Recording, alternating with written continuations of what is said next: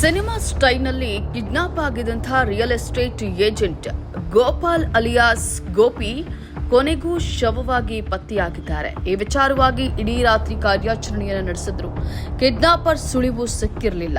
ಬಳಿಕ ತಮಿಳುನಾಡಿನ ಡೆಂಕಣಿಕೋಟೆ ಕಾಡಿನ ಬಳಿ ಗೋಪಾಲ್ ಶವ ಪತ್ತೆಯಾಗಿದ್ದು ಮೃತನ ಕುಟುಂಬಸ್ಥರ ಆಕ್ರೋಶ ಆಕ್ರಂದನ ಮುಗಿಲು ಮುಟ್ಟಿದೆ. ಇಷ್ಟಕ್ಕೂ ನಡೆದದ್ದಾದ್ರೂ ಏನು ಅಂತೀರಾ?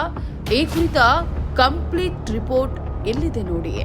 ಕಿಡ್ನಾಪ್ ಆಗಿದ್ದಂತಹ ರಿಯಲ್ ಎಸ್ಟೇಟ್ ಏಜೆಂಟ್ ಗೋಪಾಲ್ ಮೃತದೇಹ ಪತ್ತೆ. ತಮಿಳುನಾಡಿನ ಡೆಂಕಣಕೋಟೆ ಬಳಿ ಮೃತದೇಹ ಪತ್ತೆ. ಹೌದು, ನೆನೆ ಸಿನಿಮಾ ಸ್ಟೈಲಿನಲ್ಲಿ ಬೆಂಗಳೂರು ಹೊರವಲಯ ಆನೇಕಲ್ಲಲ್ಲಿ ಕಿಡ್ನಾಪ್ ಆಗಿದ್ದಂತಹ ರಿಯಲ್ ಎಸ್ಟೇಟ್ ಏಜೆಂಟ್ ಗೋಪಾಲ್ ನಂತರ ಹತ್ಯೆಯಾದ ಘಟನೆ ಇದೀಗ ಮೃತದೇಹವಾಗಿ ಪತ್ತೆಯಾಗಿದ್ದಾರೆ. ನಿನ್ನೆ ಸಂಜೆ ದುಷ್ಕರ್ಮಿಗಳು ಗೋಪಾಲ್ ಅವರ ಕಾರನ್ನ ಅಡ್ಡಗಟ್ಟಿ ಜೊತೆಯಲ್ಲಿದ್ದಂತಹ ಸತೀಶ್ ಅನ್ನುವವರಿಗೆ ಕಣ್ಣಿಗೆ ಸ್ಪ್ರೇ ಮಾಡಿ ಗೋಪಾಲ್ರನ್ನ ಅಪಹರಿಸಿ ಕರೆದೊಯ್ದಿದ್ರು.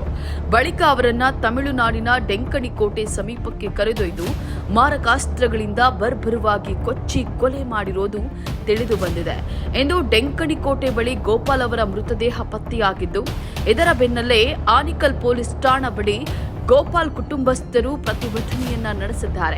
ಅಲ್ಲದೆ ಕೊಲೆ ಮೋಹನ್ ಬಾಬು ಅನ್ನುವಂತಹ ಹೊನ್ನ ಕಳಸಾಪುರ ಮೂಲದ ವ್ಯಕ್ತಿ ಮಾಡಿಸಿದ್ದಾನೆ ಅಂತ ಹೇಳಿ ಆರೋಪಿಸಿ ಎಂದು ಮೋಹನ್ ಬಾಬು ಮನೆ ಬಳಿ ಗೋಪಾಲ್ ಕುಟುಂಬಸ್ಥರು ಕಲ್ಲು ತೂರಾಟವನ್ನ ನಡೆಸಿದ್ದಾರೆ. ಇನ್ನು ಸ್ಥಳಕ್ಕೆ ಬಂದಂತಹ ಆನೇಕಲ್ ಪೊಲೀಸರು ಸ್ಥಳದಲ್ಲಿ ಇದ್ದವರನ್ನ ಸಮಾಧಾನ ಪಡಿಸಿದ್ದಾರೆ.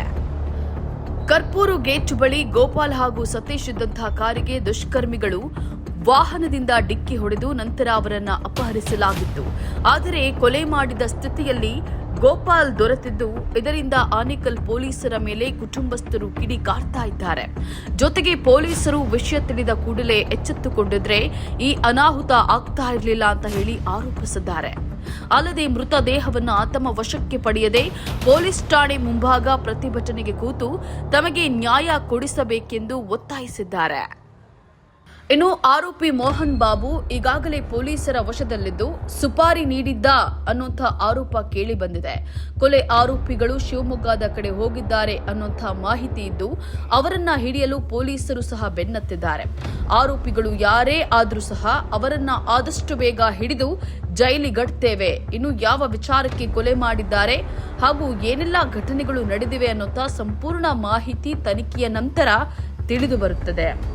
ಆನೇಕಲ್ ಉಪವಿಭಾಗದ ಡಿವೈಎಸ್ಪಿ ಮೋಹನ್ ಕುಮಾರ್ ನೇತೃತ್ವದಲ್ಲಿ ಇನ್ಸ್ಪೆಕ್ಟರ್ಗಳೊಂದಿಗೆ 7 ವಿಶೇಷ ತಂಡಗಳನ್ನು ರಚಿಸಿ ಶೋಧ ಕಾರ್ಯಾಚರಣೆಯನ್ನು ನಡೆಸಲಾಗ್ತಾ ಇದೆ ಎಂದು ಗ್ರಾಮಾಂತರ ಎಸ್ಪಿ ಚಂದ್ರಕಾಂತ್ ತಿಳಿಸಿದ್ದಾರೆ. ಇನ್ನು ಗೋಪಾಲನ ಕೊಲೆ ವಿಚಾರ ಗೊತ್ತಾಗ್ತಾ ಇದ್ದಂತೆ ಹೊನ್ನ ಕಳಶಾಪುರ ಗ್ರಾಮದಲ್ಲಿ ಉದ್ವಿಗ್ನ ವಾತಾವರಣ ನಿರ್ಮಾಣವಾಗಿದೆ.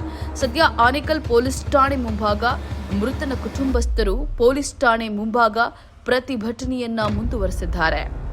ಬೇಬಾಬು, ಅಕ್ಷಯ್ ಟಿವಿ, ಆನೇಕಲ್.